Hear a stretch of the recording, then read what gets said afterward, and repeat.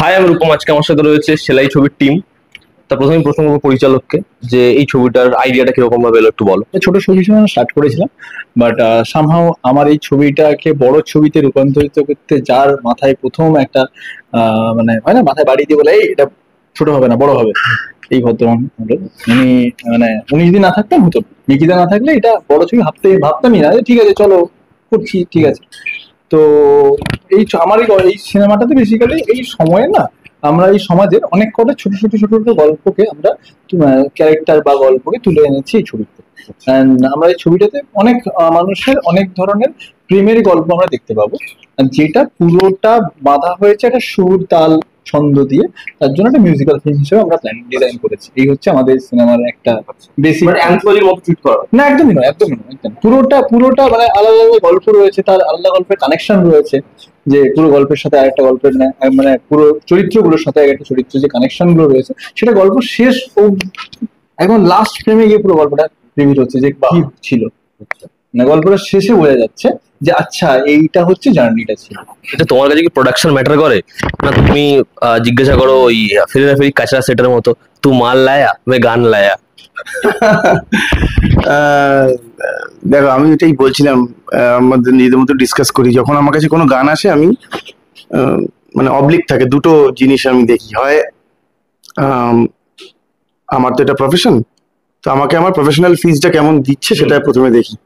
তো সেটা যদি কেউ বিনা মানে কোনো কথা বলে যদি আমাকে বলে হ্যাঁ চলো তোমাকে দিচ্ছি, তো তখন আমি গানটার যেরকম ডিরেক্টর চাইছেন, যেরকম ছবি তিনি এঁকেছেন, গানটাকে যেরকম ভাবে দেখতে চাইছেন, সেটাকে ডিরেক্টরকে স্যাটিসফাইড করার জন্য একদম আমার সমস্ত এনার্জি আমি দিয়ে দিই। কিন্তু যখন কারোর বাজেট থাকে না, যেরকম আমি প্রচুর ইন্ডিপেন্ডেন্ট ফিল্মে এরকম হয়েছে, আমি বিনা পয়সাতেও গান গেয়েছি। তো তো সেইটা সেক্ষেত্রে যখন আমি দেখি যে হ্যাঁ, তখন আমি দেখি যে গানটা কেমন। গানটা যদি ভালো হয়, গানটা শুনে যদি মনে হয় এটা গাইতে ইচ্ছা করছে, এটা দারুণ গান, তখন আমি অনেক ক্ষেত্রেই কিছু দেখি না, আর অন্য কিছু দেখি না। তখন সেক্ষেত্রে আমি পুরোপুরি ইনভলভ হয়ে যাই গানটার প্রসেসটাতে। এটাই হচ্ছে আমার একদম ওয়ান লাইন আর কি। আচ্ছা মিকিদা, তুমি আমাকে প্রথমে তোমার চরিত্রটা সম্পর্কে বলো, যেহেতু ছবিতে তুমি অ্যাক্ট করেছো, একটু ক্যারেক্টারটা সম্পর্কে বল। এটা ঠিক ধরেছি আমি? এই ছবিতে আমি, আমার চরিত্রের নাম কেশব লাহিড়ী। আমি একটি খুব অন্যতম মুখ্য চরিত্রের বাবা, এবং আমি অনেকগুলো জায়গায় এই চরিত্র, এই যে মুখ্য চরিত্র, তাকে অনেকগুলো জায়গায় আমি গাইড করছি। মানে আমার চরিত্রের মাঝে মাঝে আসছে এবং এই ছবির ন্যারেটিভটাকে অনেক জায়গায় ইনফ্লুয়েন্স করছে। এবং আমি একটা অদ্ভুত চরিত্র, টিপিক্যাল বাবা টাইপের নয়, যে অদ্ভুত শব্দ ব্যবহার করে, অদ্ভুত ভাবে জীবনকে দেখে, এই অন্যভাবে জীবনকে দেখাটাই ইনফ্লুয়েন্স করছে চরিত্রগুলোকে, এবং সেটা গল্পে তার একটা নিজস্ব প্রভাব আছে। আচ্ছা স্বরূপ, তুমি আমাকে একটা জিনিস বলো, সেটা হচ্ছে তুমি এই ছবিটা 2022-23 কমপ্লিট করে ফেলেছিলে যেরকম আমি শুনলাম। তো এই ছবিটা রিলিজ হচ্ছে 2025-এর মিডে, মানে প্রায় মধ্যভাগ শেষ আর কি। তো এতটা সময় কেন লাগলো ছবিটা রিলিজ হতে? ইন্ডিপেন্ডেন্ট ছবি বলি না, এইটা আমরা প্রথমত হচ্ছে ইন্ডিপেন্ডেন্ট ছবি বলে একটা তো রয়েছে। এই ছবিটা শুরু করেছিলাম 22-এর শেষে, আমরা স্টার্ট করেছিলাম পুজোর ওই আশেপাশে।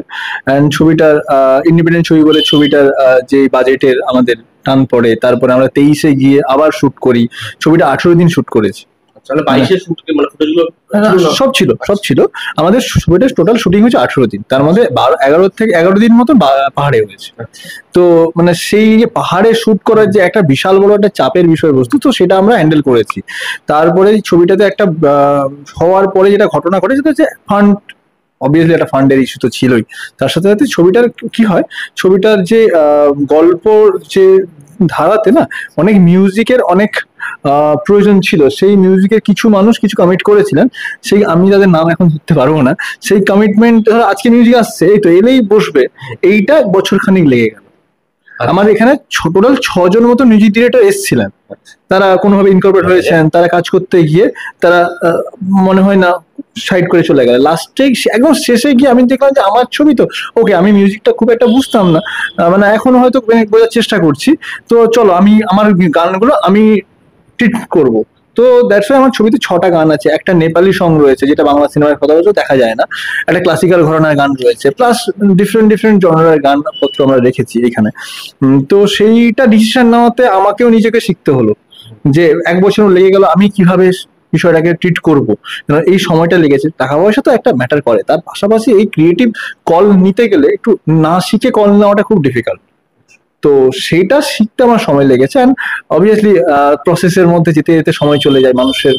এতগুলো মানুষ রয়েছেন, এতগুলো মানুষের যে নিজের একটা কর্মব্যবস্থা ব্যস্ততা রয়েছে, সেই ব্যস্ততা ফাঁকে যখন এই কাজটা যখন আবার করতে হয়, তখন তো একটা সময়ের ডিলে তো তৈরি হয়। তো ডিলে একটা জায়গা থেকে হয়নি, অনেকগুলো মানুষের যেহেতু সম্মিলিত ফল এটা, তো এর সময় হচ্ছে তো ওর হচ্ছে না, তার এই সময়ের অ্যাডজাস্টমেন্ট করতে গিয়ে এতটা ডিলে হয়ে গেছে। আচ্ছা তিমির, আমার তোমার যেটা জিজ্ঞাসা সেটা হচ্ছে, আমি একটু আগে চলে যাচ্ছি পুষ্পা 2 এর সময়। তখন তোমার যখন গানটা আসলো, একটা কথা শোনা যায় সাডেনলি সোশ্যাল মিডিয়াতে বাবলের মতো ছড়িয়ে পড়লো যে তিমির বিশ্বাস খুব আন্ডাররেটেড, খুব আনইউটিলাইজড। কিন্তু আমরা একটা লম্বা সময় ধরে কিন্তু বাংলা ছবিতে তোমার গান, দারুণ দারুণ গান পেয়ে এসেছি। তা সত্ত্বেও এই যে আন্ডাররেটেড বিষয়টা, এটা মানে তোমার কাছে, মানে তুমি এটাকে কিভাবে দেখো? এইটা তো আমার দেখার জায়গা নয়, মানে রেট যারা করছে তারা বলতে পারবে এটা, মানে আমি তো রেট করি না নিজেকে।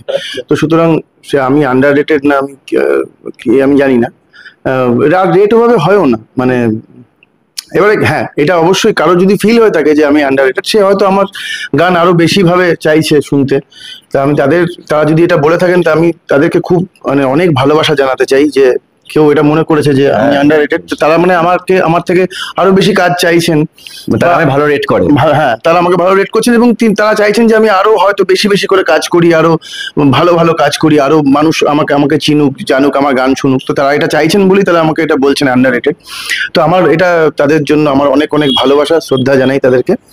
কিন্তু আমি এভাবে খুব একটা দেখি না। আমি যেটাই বলছিলাম যে এই মুহূর্তে যদি আমি মানে 1 নম্বর সিঙ্গার হয়ে যাই পৃথিবীর, তাতে খুব একটা যায় আসে না, পৃথিবী খুব একটা যায় আসে না। কিন্তু মানে আজ থেকে 500-1000 বছর পর কোনো হিসেবই থাকবে না এখানে কে কি গান করেছে, কি করে গেছে। তো যেমন বলছিলাম আমি যে মহেঞ্জোদারো হরপ্পাতে সভ্যতাতে কে গান গাইতো ভালো তুমি কি জানো? আমি জানি না। কে ছবি আঁকতো ভালো তুমি কি জানো? আমি জানি না। তার আগে অনেক সভ্যতা এসেছে, চলে গেছে। তো এটাও চলে যাবে একদিন। তো আমার কাছে এগুলো খুব একটা ইম্পর্টেন্ট নয়, আমার কাছে প্রসেসটা খুব ইম্পর্টেন্ট। এবং এই যে আমার একটা জিনিস ভালো লাগছে, আমার সেই প্রসেসটা ভালো লাগছে, সেই আনন্দটা আরেকজন পাচ্ছে যখন, যেমন যারা আমাকে বলছেন যে না তুমি বিশ্বাসকে আরো আমরা চাই, বা আন্ডার রেটেড যারা বলছেন, তারা যে আমার যে আনন্দটা সেটা তারা ভাগ করে নিতে পেরেছি তাদের সাথে, এইটা খুব মজা লাগে। মানে আমার কাছে এইটা খুব, এই প্রসেসটা এবং এই যে একটা আনন্দের একটা দেওয়া নেওয়া, এইটা আমার কাছে খুব ইম্পর্টেন্ট। তো আমি এইভাবেই দেখি। এবং আমি জানি না, আমার অ্যাকচুয়ালি কোনো গোল নেই যে আমি জীবনে যেখানে পৌঁছাবো ওখানে পৌঁছাবো। সামনে একটা কাজ পাই, সেটাকে নিয়ে মেতে থাকি, হ্যাঁ সেটাকে বেঁচে থাকে, খুব মজা করে। এবং আমার কাছে ওই বললাম যে প্রসেসটা খুব ইম্পর্টেন্ট, আমার মজা লাগছে কিনা। কারণ সবকিছু ছেড়ে গান বাজনা চুজ করেছিলাম শুধুমাত্র আনন্দ এবং স্বাধীনতা ছিল, যে আমি যা খুশি করবো, যেমন ভাবে খুশি করবো। তো সেইটাতে কোনো বাধা আসছে কিনা। অনেক সময় হয় না যে আমরা ওখানেও বেঁধে যাই, কিন্তু যে আমাকে একটা গান করতে হবে, এই তো 2 মিলিয়ন ভিউজ হলো না, তাহলে এবার কি করবো? ভিউজ তোলার জন্য হয়তো আমি আরেকটা গান বানাতে চাই। আমি এইরকম কোনো একটা, আমি মনে করি আমি খুব বেঁধে যাবো এটাতে। তো আমি আমার এরকম ইউটিউবে প্রচুর গান আছে আমার নিজের চ্যানেলে, যেগুলো 10,000-12,000 ভিউ হয়েছে। আবার এরকম গান আছে যেটা 1 মিলিয়ন ভিউ হয়েছে বা 2 মিলিয়ন ভিউ হয়েছে। তো হয়েছে আমার সব গানগুলো দিয়ে আমার প্রসেসটাতে খুব আমার মজা পেয়েছি আমি। আমার কাছে ওই প্রসেসটাই খুব ইম্পর্টেন্ট। আচ্ছা মিকিদা, তুমি যেহেতু এতদিন ধরে তোমার নিজের একটা পড়ানো আছে সিনেমার সাবজেক্ট নিয়ে, এবং তুমি প্রায়লি অভিনয় করছো, পরিচালনা করছো, আমার একটা বিষয় বলো, যখন তুমি একটা ছবির সাথে শুধুমাত্র অভিনেতা হিসেবে যুক্ত, তখন কি তোমার ছবির মেকিং এর ক্ষেত্রে বা রাইটিং এর ক্ষেত্রে কিছু সাজেশন থাকে, না তুমি কমপ্লিটলি ওখানে ডিরেক্টরস অ্যাক্টর হয়ে যাও? খুব ভালো, আপ্রাণ চেষ্টা থাকে যাতে সাজেশন না দিই আমি। তার কারণ আমি নিজে ডিরেক্টর বলে বুঝি, দীর্ঘদিন প্রায় বছর 25 আমি পরিচালনার সঙ্গে যুক্ত। আমি বুঝি যে ডিরেক্টর নিজস্ব মাইন্ড থাকে একটা, আর প্রত্যেকের কাজ উচিত সেই মাইন্ডটাকে সাপোর্ট করা। আমি আমার মন নিয়ে ঢুকে গেলে মুশকিল, কিন্তু আমরা তো হিউম্যান, তার ফলে এইটা তো চলে। এবং আমি যদি বলি যে আমি ওকে কোনো সাজেশন দিইনি, সেটা ভুল হবে। স্ক্রিপ্টটা দেখে বেটারমেন্ট ভেবে আমি ওকে সাজেশন দিচ্ছি, কিন্তু আমি চেষ্টা করি সাজেশন দেওয়ার সময় একটা স্পেস রাখা, যে বাবু আমার এটা মনে হচ্ছে, ভেবে দেখতো এইটা। কিন্তু সেটা আমি হচ্ছে স্ক্রিপ্ট লেভেলে, never on the shooting floor, কখনো নয় এটা। মানে গল্পটা বলার ক্ষেত্রে কিছু জায়গাতে হয়তো সিনটা এখানে নালে এখানে করা যায় কিনা, এরকম ভাবতে পারিস কিনা, চরিত্রটার ক্ষেত্রে একটু করা যায় কিনা। বাট কঠিন লড়াই চলে এটা, মানে যেহেতু আমার ডিরেক্টর সত্তাটা খুবই স্ট্রং, এবং আমি আসলে অভিনেতা নই। হ্যাঁ, দুটো হলে খুব অসুবিধা হতো না। আমি আসলে অভিনেতা নই, আসলে ডিরেক্টর। কিন্তু বন্ধুরা ভালোবেসে আমাকে অভিনয় করতে ডাকে, তো তখন আমি একদম পিছনের সিটে রাখি ওটাকে, না উকি মানে দরজা বন্ধ করে দিই, সে নক করে মাঝে মাঝে, এই লড়াই চলে একটা। কিন্তু হ্যাঁ, চেষ্টা করি না না দেওয়ার, কারণ তার ভিশনটা তার ভিশন, সেটা খুব ইম্পর্টেন্ট।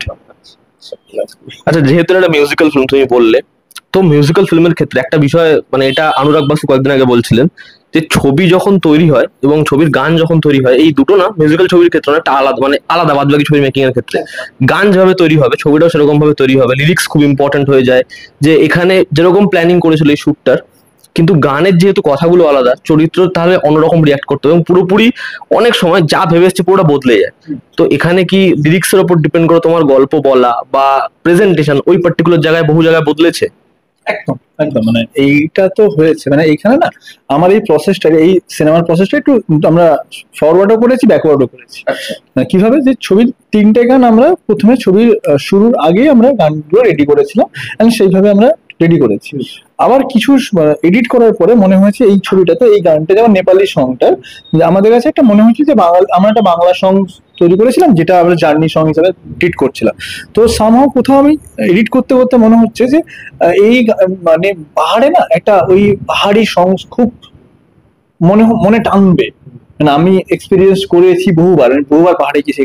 তো তখন মনে হয় নেপালি সংটা এখানে অনেক বেশি জাস্টিফাই করা উচিত। এটা আমার মানে এইটার সাথে একবার কথা হচ্ছিল যে কেন রাখছিস, আমার না, আমার প্রয়োজন আছে। মানে আমার মনে হচ্ছে যে পাহাড়টা না ওই নেপালি সঙ্গের ওই ওদের যে ইনস্ট্রুমেন্টটা, মাদলটা, ওইটা না খুব টানছে। এটা ব্যাকওয়ার্ড প্রসেসে গেছে। আবার ফরওয়ার্ড প্রসেস, যেমন যে আমাদের লাস্ট সিনেমার একটা ক্লাইম্যাক্স সং রয়েছে, যেটা আমরা প্রপার তৈরি করে গেছিলাম, যে ওইভাবেই কথাটা আছে, ওই সিনটাই হবে, এইভাবেই খোঁজাটা হবে।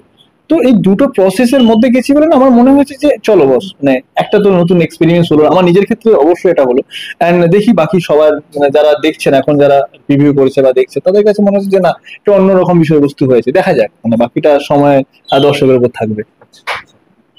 আচ্ছা তিমির, একটা বিষয় আমাকে বলো, সেটা হচ্ছে এখানে একটা জিনিস খুব কম দেখা যায়, সেটা হচ্ছে যে গায়করা যারা আসছে বা এত এত গায়ক, এত গান তৈরি হচ্ছে প্রত্যেক দিন, সেখানে না কিছু গায়কের কিছু আইডেন্টিটি আছে। আমি উদাহরণ দিয়ে বলছি, যেমন তোমার গলার বেস যেরকম আমাদের ওটা খুব অ্যাট্রাকটিভ লাগে, বা পাপন দা তার গান যেরকম, তো এরকম ভাবে না আলাদা করে সেপারেট করা যায় যে এটা পাপন দার স্টাইল, এটা তিমির দার স্টাইল, এটা অনুপম রায়ের স্টাইল। তো যে কোনো একজন গায়কের ক্ষেত্রে এটা কতটা দরকার যে সে নিজের একটা আইডেন্টিটি, একটা সিগনেচার তৈরি করতে পারলো? দেখো, প্রথমেই বলছি, সিগনেচার তৈরি করা যায় না। আচ্ছা, কেউ তৈরি করতে পারবে না। সিগনেচার তোমার কাছে থাকলে থাকলো, নইলে নেই। সিগনেচার ওভাবে তৈরি করা যায় না।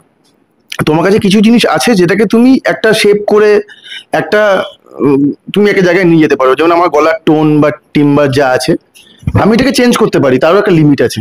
আমি এটাকে ঘষা মাজা করে, অনেক কিছু করে, ভাঙাচোরা করে আমি একটা অন্যরকম কিছু করতে পারি, কিন্তু সেটাতেও আমি থাকবোই ওখানে, ওটার মধ্যে আমি থাকবোই। আমার থ্রো, আমার গাওয়া, আমার ভিতরটা আমার গানের মধ্যে সবসময়তে থাকবে। তো আমি সবসময় নন মিউজিক্যাল সবাইকে দিই, আইডিয়াস দিই, যখন আমাকে বলে যে আমরা কি করব। তো আমি এটাই বিশ্বাস করি যে, যেটা তুমি বলছো যে কতটা ইম্পর্টেন্ট যে আলাদা হওয়া। অ্যাকচুয়ালি তুমি চেয়ে তো আলাদা হতে পারবে না। যেটা করা যায় হচ্ছে যে তুমি তোমার সেলফ, তোমার যে ক্যারেক্টার, তোমার যে সেলফ, এটাকে তুমি এনহ্যান্স করতে পারো, এটাকে তুমি অদ্ভুতভাবে সাজাতে পারো। কারণ তুমি যেরকম, তোমার শিল্প সেরকম হবে, তোমার গান, তোমার আউটকাম সেরকম হবে, তোমার যেমনি রিসেপটিভ ক্ষমতা যেরকম হবে, তোমার দেখাটা যত ভালো হবে, তোমার বোঝা যত ভালো হবে, তো তোমার শিল্প ওইরকম ভাবেই বিহেভ করবে। তো তুমি পারলে ওই জায়গাটাতে তুমি চেঞ্জ করতে পারবে, রুট থেকে যদি তুমি চেঞ্জ করতে পারো, যদি চাও কখনো যে আমি আমার মধ্যে একটা ড্রাস্টিক চেঞ্জ চাই, তো তাহলে তোমাকে ওই জায়গাটাতে পরিশ্রম করতে হবে। এটা আমার একদম পার্সোনালি, আমি একদম গান বাজনা শেখা মানুষ নই। আমি যেভাবে শিখেছি আমি সেটাই এক্সপ্লেন করছি, আমি কোথাও কোনো কিছু শিখিনি। তো আমি শুধুমাত্র আমার চর্চাটা শুধুমাত্র নিজেকে নিই, আমার নিজেকে নিয়ে চর্চাটা, আমি কিভাবে নিজেকে, এই সেলফটা কতটা বেটার হচ্ছে প্রত্যেক দিন, এটাকে মজা পাচ্ছি কিনা, মানে আমি আমাতে মজে যেতে পারছি কিনা, আমার কাছে ওটা খুব ইম্পর্টেন্ট। ওটা হলেই আমার মনে হয় যে একটা অদ্ভুতভাবে একটা ইউনিকনেস তৈরি হয়ে যায়। সিগনেচার থাকা অ্যাডভান্টেজ আছে, ডিসঅ্যাডভান্টেজও আছে। মানে সিগনেচার আটকেও দেয় অনেক সময়, যে সবসময় এক ধরনের জিনিসে। খুব ভালো কথা। এবার টাইপ কাস্ট করে কমেডিয়ান, ভিলেন খুব ভালো, ওই টাইপ কাস্ট হয়ে যায় অনেক সময় সিঙ্গার। যেটা আমার ক্ষেত্রে যখন দুই পৃথিবী রিলিজ হয়েছিল, তারপরে সবাই আমাকে ধরেই নিয়েছিল যে বোধহয় রক, মানে একটু পাওয়ারফুল গানই গায়। তো ওটা আমার একটা ছবি হয়েছে, কিন্তু অ্যাকচুয়ালি আমি যে শুধু ওটা গাই তা তো নয়। আমি তো রবীন্দ্রসঙ্গীতও গাই, আমি তো ক্লাসিক্যাল ওরিয়েন্টেড আমার একটু ভালো লাগে, ওই ধরনের গান আমার নেই, আমার নলেজ নেই, কিন্তু গাইতে ভালো লাগে। ঠিক ঠিক। তো সব রকম এই সিনেমাতেই যেমন দুটো রকমের গান আছে আমার, একটা পুরো ক্লাসিক্যাল আঙ্গিকের গান, একটা একদম প্রেমের গান, একদম সফট স্মুথ গলা আমার ওখানে পাওয়া যাবে, আর ক্লাসিক্যাল গানটাতে একদম একটা খারাস গলা, সেটা নিয়ে একদম অন্যরকম ভাবে গাওয়া। তো যেটা বললো মিকিতা, যে এটাও দরকার, কেউ যদি মানে পার্টিকুলার একটা সিগনেচার তৈরি করতে চায়, অবশ্যই ওইটা আমি যে ওইটা করেছি, ওই গানটা যেভাবে গেয়েছি ওখানেও কিন্তু আমি আছি আলটিমেটলি। তো আমার কিছু জিনিসপত্র ওখানে আছে, আমার সিগনেচারও থাকবে, আমি চাইলে ওটাকে সরাতে পারবো না, কিন্তু এনহ্যান্স করতে চাইলে নিজের এইটাকে ঠিক করতে হবে। মিকিদা একটা বিষয় আমাকে বলো, সেটা হচ্ছে এবছর গত বছরের তুলনায় বাংলা ছবি ব্যবসার দিকেই যাচ্ছে। হ্যাঁ, মানে যেহেতু তোমাদের ছবিটা ইন্ডিপেন্ডেন্ট ছবি এবং তুমি প্রচন্ড ইনভলভ ছবিটাতে, আমাকে জিনিস বলো যে মার্কেটের যে অবস্থা এবছর আগের বছরের থেকে, মানে বিগত 3-4 বছরের থেকে অনেক বেটার রেজাল্ট আসছে। অলরেডি 6-7 মাসের মধ্যে আমরা মোটামুটি বক্স অফিসে 7-8খানা সাকসেসফুল ছবি দেখেছি, যেখানে প্রত্যেক বছর 1-2টোর বেশি দেখা যায় না। ঠিক ঠিক। তো এই যে মার্কেটের যেরকম যা রিসেপশন, যা এখন বক্স অফিসের নাম্বার, এটাতে কি তোমার মনে হয় যে ইন্ডিপেন্ডেন্ট ছবিগুলো বা যে ছবিগুলো কোথাও একটা গিয়ে মানে একটু অন্যরকম ধরনের কিছু চেষ্টা করা হচ্ছে, সেই ছবিগুলোর জন্য একটু বেটার উইন্ডো খুলে দিচ্ছে? ডেফিনেটলি কি হয়, একটা ট্রেন্ড তো আমাকে হেল্প করে সবসময়, মানে আমার অতীত আমাকে হেল্প করে। লাস্ট ইয়ার এই ধরনের ছবি হয়েছে, মানে এই বছর এটা হেল্প করবে আমাকে। তো অবশ্যই এই বছর আমরা দেখতে পাচ্ছি যে বেটার আসছে ইন্ডিপেন্ডেন্ট ছবি, এবং লাস্ট 3-4 বছরে কেন আসেনি সেটা কি শুধু মার্কেটের জন্য দায়ী নাকি, ছবিগুলো কিরকম হয়েছে, এগুলো অনেকগুলো ইম্পর্টেন্ট জিনিস। মানে আমরা কন্টেন্ট নিয়ে কথা বলতেই হয় আমাদের, কারণ কন্টেন্টটি কিন্তু ফাইনালি রিচ করতে হেল্প করে। যে ছবির কন্টেন্ট ঠিকঠাক ভালো, তা কিন্তু তার মতো করে ফাঁক ফোঁকর দিয়ে রিচ করে গেছে, আমার বক্তব্য হলো এটা। অতএব আমার মনে হয় অবশ্যই ভালো সময় আমাদের, এবং কঠিন সময়, মানে খুব যেরকম দিক একদিকে ভালো আছে, কালো আছে, দুটোই আছে, কঠিন সময়। তো আমাদের ভরসা কন্টেন্ট, কারণ আমাদের সেই মেশিনারি নেই যেটা নিয়ে লড়াই করা যেতে পারে, যেটা হয় স্বাভাবিক। তো কন্টেন্ট যেহেতু আমার মনে হয় খুব ঠিকঠাক আছে, এবং একেবারে সাধারণ গল্প বলা আছে, একটা মানুষের কাছে পৌঁছাবে, কোনোভাবে একটা পৌঁছানোর পথটা পেতে হবে, বাট পৌঁছাবে বলে মনে হয় আমার। আচ্ছা আচ্ছা আচ্ছা, তুমি আমাকে লাস্ট আমার জিজ্ঞাসা তোমাকে, আমাকে বলো সেটা হচ্ছে, যেহেতু তুমি মুম্বাইতে বসবাস করতে, তো বসবাস করিনি। আচ্ছা, আমি টেক্সটাইল ইঞ্জিনিয়ার। আচ্ছা, তো আমার রেমন্ডে ভাপিতে আমি চাকরি করতাম। তো সেখান থেকে কোনো এক সময় মুম্বাই আমাকে পাড়ি দিতে হয়েছে। এসআরএফ ডিন এইচওডি প্রফেসর মেরিল নাগামুলে বলেন একজন মানুষ আছেন, তার বাড়িতে আমি থেকেছি বহুদিন। মানে আমার মুম্বাইতে কাজ পাওয়ার জন্য উনি একজন মানুষ, উনি আমাকে বিক্রম ভাট হাউসে নিয়ে যান। বিক্রম ভাট হাউসে আমি ভিভি অন দা ওয়েবে আমি বহুদিন কাজকর্ম করেছি, আমি অনেক কটা ছবির সাথে যুক্ত ছিলাম। ওটাকেই বসবাস বলে, তুই এত বিনয়ী হোস না। তো তো সেখানে আমি মোটামুটি অনেকটা দিন কেটেছে। তারপরে আমার এখানে আসা, মানে এখানে এইটুকু, মানে মুম্বাইতে বসবাস। আচ্ছা, আমার প্রশ্নটা একটু শুনে নাও। সেটা যেহেতু তুমি মুম্বাইতে ছিলে একটা লম্বা সময়, এবং তারপরে তুমি এই ছবিটা বাংলাতে যেখানে এসে করছো, আমার একটাই জিজ্ঞাসা, সেটা হচ্ছে মুম্বাই, সেখানে যদি এই ছবিটা সেখানে করতে, তাহলে কি ওই ছবিটার যে পারসেপশন সেটা কি মানে যেত না? না বাংলার রুটটা আলাদা, বা বাংলার গল্পটা বলা দরকার এখানে সেলাই যেহেতু? তো এই বিষয়টা আমাকে একটু বলো, যে মানে কেন এটা বাংলাতেই? প্রত্যেকটা সিনেমা মানে বা গল্প তার নিজস্ব একটা ভৌগোলিক জায়গার প্রয়োজন, পরিসীমা আছে। আচ্ছা, তো আমার এই গল্পটার একটা ভৌগোলিক পরিসীমা কিন্তু বাংলা। কারণ এই গল্পে যে চরিত্রগুলো আমরা দেখতে পাবো, সেই চরিত্রগুলোকে না আমরা আশেপাশে সব জায়গায় আমরা দেখবো না, আমাদের এই ওয়েস্ট বেঙ্গলেই দেখতে পাবো। কারণ ওয়েস্ট বেঙ্গলের মানুষের ফুডিং হ্যাবিট, কালচার, তার গান শোনা, আর ওয়েস্টার্ন, মানে আমরা যদি একটু ওয়েস্টার্ন ঘাটের দিকে যাই, মানে যদি মুম্বাই চলে যাই, মহারাষ্ট্র চলে যাই, ওখানকার ফুডিং হ্যাবিট বা তাদের গান শোনা বা তাদের যে লাইফস্টাইল পুরোটাই আলাদা। তো এই গল্পের যে ধারাটা আমরা এখানে দেখতে পাচ্ছি, সেলাইয়ের যে গল্পের যে ধারাটা এখানে দেখতে পাবো, সেটা একদমই ওয়েস্ট বেঙ্গলকে বাইরে, ওয়েস্ট বেঙ্গল এই ইস্টার্ন জোনের বাইরে বেরোলে কিন্তু আমরা এই গল্পটাকে অনুভব করতে পারবো না। বা এই গল্পের যে গানগুলো আমরা এক্সপ্লোর করেছি, সেই গানগুলো ওখানে কিন্তু ওই সেম লিরিক্স হতে পারে, কিন্তু ওখানকার যে গান করার বা যে সুর তাল লয়ের যে ছন্দটা একটু আলাদা হবে। কারণ আমাদের সুর তাল লয় তো আমাদের জীবনধারা থেকে উঠে আসে, সেই জীবনধারা দুটো আলাদা। দ্যাটস ওয়াই আমার মনে হয়েছিল যে সেলাই ইজ কলকাতার মানে বা বাংলার গল্প হওয়া উচিত। আচ্ছা তোমরা একটু অডিয়েন্সের জন্য কিছু অবশ্য বলো। আমি একটু অ্যাড করছি এটা আমি, আমার মনে হয় চরিত্রগুলো মানে আমাদের এই প্রান্তের মানুষের চরিত্রের স্বভাবগত দিক থেকে তো একটা মানে যেটাকে বলি আমার ন্যাচারাল ক্যারেক্টার অ্যাসেসমেন্ট, সেইটাও একটু আলাদা হয়। মানে আমরা একটু লেজি, আমরা একটু কল্পনা প্রবণ, আমরা একটু মানে একটু সাহিত্য পছন্দ করি, যাকে অন্য অন্য রেস্ট অফ ইন্ডিয়া যাকে পছন্দ করে না একদম এই অ্যাপ্রোচ গুলো, তো আমরা এরমই তো আমরা তো আমরা বোকামো করি, আমরা ভুল করি, এসব মিলেমিশে আমরা তো এইসব নিয়ে কিন্তু গল্পটা, তার ফলে এইটা খুব এই জোনেরই গল্প। আচ্ছা, তুমি যেহেতু এই বিষয়টা বললে মিকিদা, আমি এখানে শেষ করছি না, আমি তোমাকে একটা বিষয় জিজ্ঞাসা করছি, অবশ্যই। কাউন্টারই করছি আমি।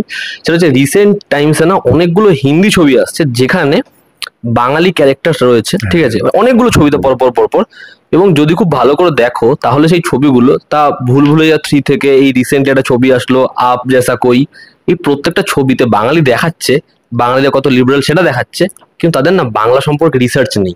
দুর্গাপুজো যখন শুরু হয় তখন আমরা বলি না বলো দুর্গা মাইকি, এটা তারা দেখায়, সেখানে দেখায় বাঙালি মেয়েরা কালো জাদু করে, এগুলো তো সব ছবিতে দেখাচ্ছে।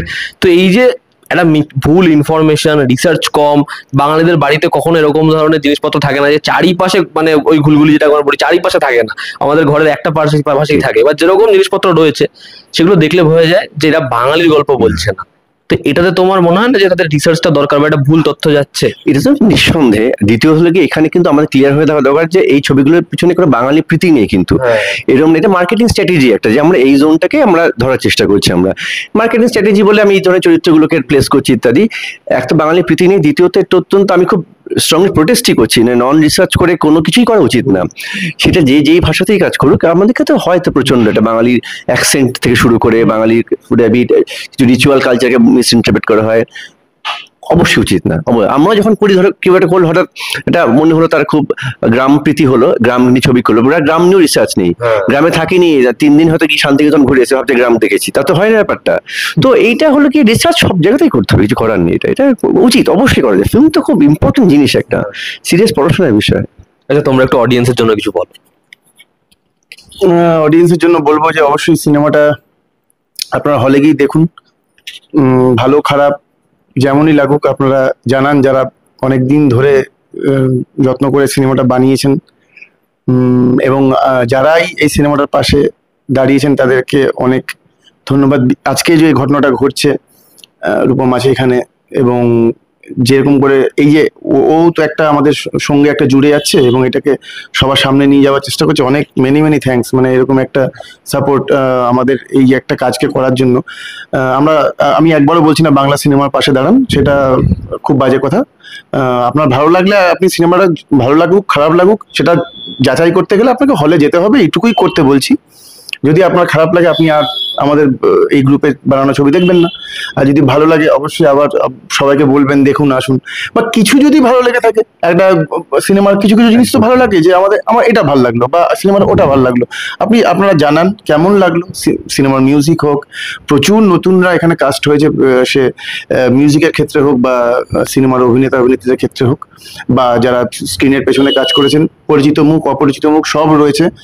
তো আপনারা দেখুন, কেমন লাগছে জানান। আর কি বলবো, তোমরা কি বলো? মানে টিমের কথা প্রসঙ্গে বলা, সেটা হলো গিয়ে সিনেমাটা কন্টিনিউয়াস প্রসেস, অনেককে নিয়ে চলা একটা প্রসেস এখনো চলছে। এই যে রূপম এসছে, আমরা কাজ করছি, বাকিরা যারা আসছে, সিনেমা কিন্তু এখনো বানাতে যাচ্ছি আমরা। তো আপনারা তার একটা অংশীদার হন, আপনারাও সিনেমার একটা অংশ হয়ে যান, আপনারা সবাইকে চান্স দেন, আপনাদের পলিটিক্যাল পার্টিকেও চান্স দেন, তা আমাদেরও চান্স দিয়ে দেখুন, দেখা যাক না আমরা কিরকম করি একটা।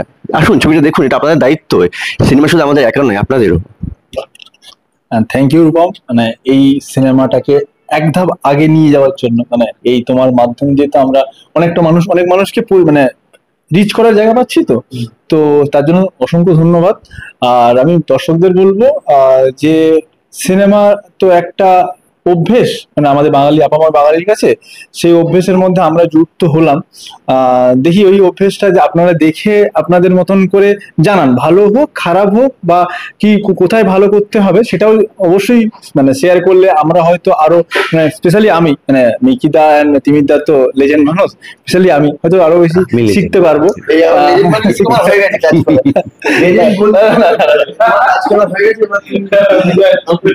তো আমার মনে হয় আমি শিখতে পারবো আরো, এই যেই টিপস গুলো পাবো বা যেগুলো শুনবো সেখান থেকে আগামী দিন হয়তো আরো কিছু বেটারমেন্ট করার চেষ্টা করবো। এই কমিটমেন্ট করতে পারি যে আমার কাছে এটা আছে, আমি 100% করবো।